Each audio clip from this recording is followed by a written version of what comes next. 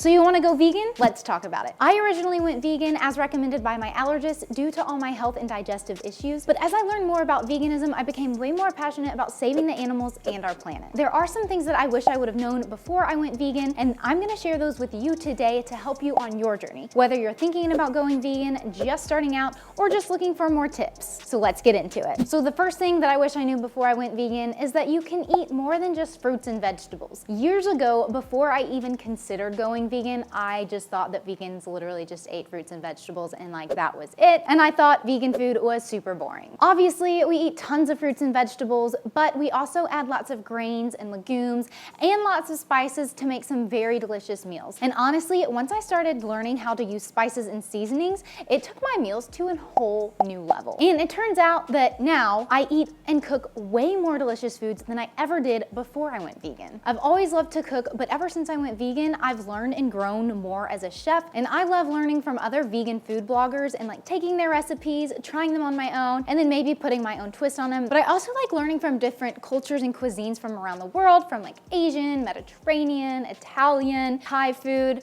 Indian food, like the list could go on. So just know that vegan food is not boring, and you can still eat amazing, delicious food and still be vegan. The next thing that I want to share with you is that nobody cares about what you eat until you go vegan. As soon as I went vegan, everybody bombarded me and they were like, are you sure you should do this? Like, where will you get your protein? Is this actually healthy for you? Are you sure about this? And I was like, listen people, I'm going vegan because my allergist actually recommended it to me. The meat, dairy, and oils were making my digestive health issues way worse. I do get plenty of protein from plants. I consume at least 90 to 100 grams of protein per day, so thanks for asking. But in all seriousness, I really did have friends and family ask me lots of questions when I first went vegan. I think that's totally fine and very normal because honestly, it comes from a place of love and care. I think, that's what I tell myself, because they truly just care for you and want what's best for you. They may just not be educated on what veganism is or how to do it healthfully and properly. But honestly, the jokes don't really stop. My friends and family are constantly like joking around with me about like being vegan and stuff because I'm typically the only vegan in the group, but I also take it as an opportunity to kind of like educate them about veganism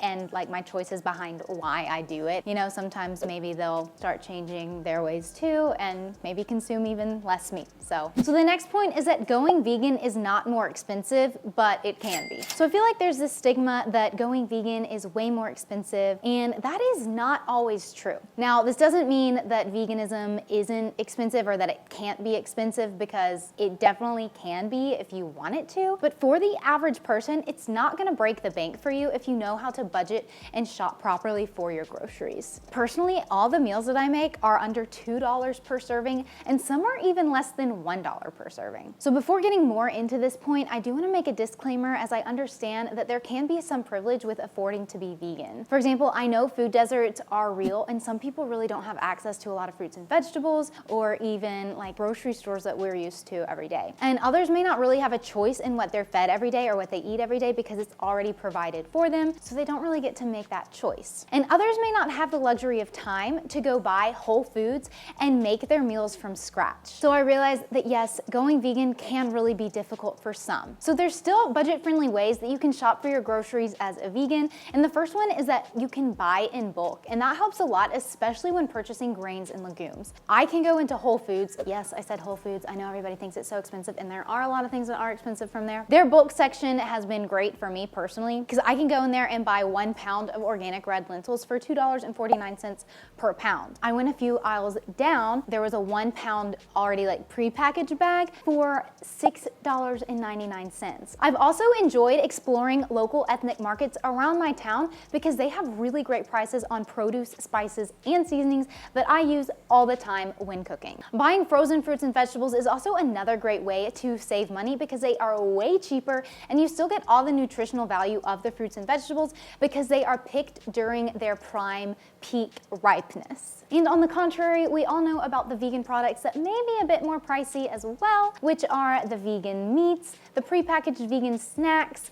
vegan frozen entrees, or vegan cheeses, yogurts, and butters. So I tend to avoid these for 2 reasons. The first of which, obviously, they are way more expensive and can add up really quickly if you buy them often. And the second reason, which leads us into our next point, is that just because it's vegan doesn't mean it's healthy. While a lot of these foods can be very convenient to use and to eat, a lot of them still are really processed and full of oils, fats, added sugars, and preservatives that I all try to avoid. Now, obviously, this doesn't mean you can't ever eat these items, because who doesn't love a good vegan cheese on a good veggie pizza? Or for me, now that they came out with the gluten-free Oreos, I can actually eat them and make some delicious vegan desserts with them. As a vegan, I personally choose to eat like 80-20, 90-10, which means I eat 80 to 90% of whole food plant-based foods, and then 10 to 20% of like the vegan fun foods like I just mentioned before. Because really, I'm all about balance, and I never want to deprive myself of food, because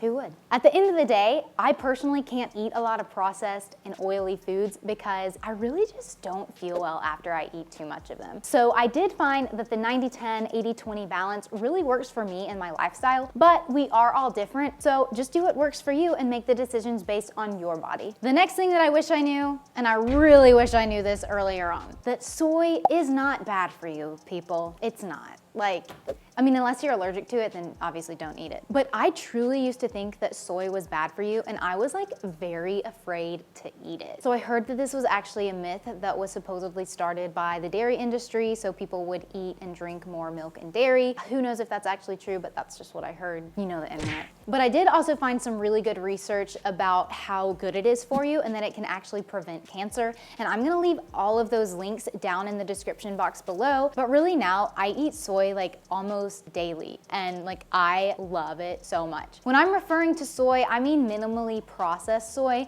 as in tofu, tempeh, soy milk, or edamame. I don't mean like the processed soy, that it's like the oils and the soy food products. I'm talking about like tofu, tempeh, all the minimally processed to no processed foods. So the next point is that you don't have to go vegan overnight. Considering this is a huge lifestyle change, it may be overwhelming for some people to just cut it out and go cold turkey, although that may be a very good method for other people. Personally, I went vegetarian first and took the process a little bit slower as well. I already couldn't have dairy or gluten, so that was already cut out. I mean, if you're vegan, you can still have gluten, but I just couldn't, unfortunately. But going vegetarian first really did help the process of becoming vegan way easier for me. So the only thing I really had to cut out was eggs. So you can take it slow too and just start at your own pace. You can simply start by just eating 1 vegan meal per day and then replacing the foods that you're used to with some vegan food. So for example, if you like chicken wings or buffalo wings or whatever, start by making cauliflower wings, which I have like the best buffalo cauliflower wings recipe ever. Or if you're somebody who likes eggs and likes scrambled eggs like I did, I started making tofu scrambles, which are so good. They're so amazing. They taste just like scrambled eggs. Begin incorporating more vegan meals into your weekly meal plan and decreasing the amount of animal-based meals. You could always hit up your local vegan cafe for a new dish, or go on the internet and find a recipe that you like, that you want to make. There are endless options, which by the way, my channel has lots of delicious vegan recipes. The next point is that there are lots of ways to be vegan. There's not just one correct way to eat vegan food and eat a vegan lifestyle. Sure, we can all get caught up in the trendy vegan food that we see on Instagram, which, you know, I fall victim to a lot, and I'm like, why am I not eating that vegan food? Am I a bad vegan? Like, no, as long as you're eating vegan food, it's okay. We're all saving the world. I personally choose to be whole food, plant-based, and vegan, and then I also have to be gluten-free due to sensitivities. But other people may choose to be more like paleo, grain-free, or even keto form of veganism. So they're still vegan, but just take more of like a paleo or keto approach to it. And that's fine too, because they're still vegan as well. Others may have nut and soy allergies, so they have to be nut-free and soy-free as a vegan. That's okay too. We are all different and have different needs. And at the end of the day, no matter how you go about being vegan, we are all making a difference by saving the animals, environment, and ultimately our planet. If you want more information on how to start your vegan journey, go ahead, check out this video right here where I give you lots of tips. Give it a click, and I'll see you in the next video.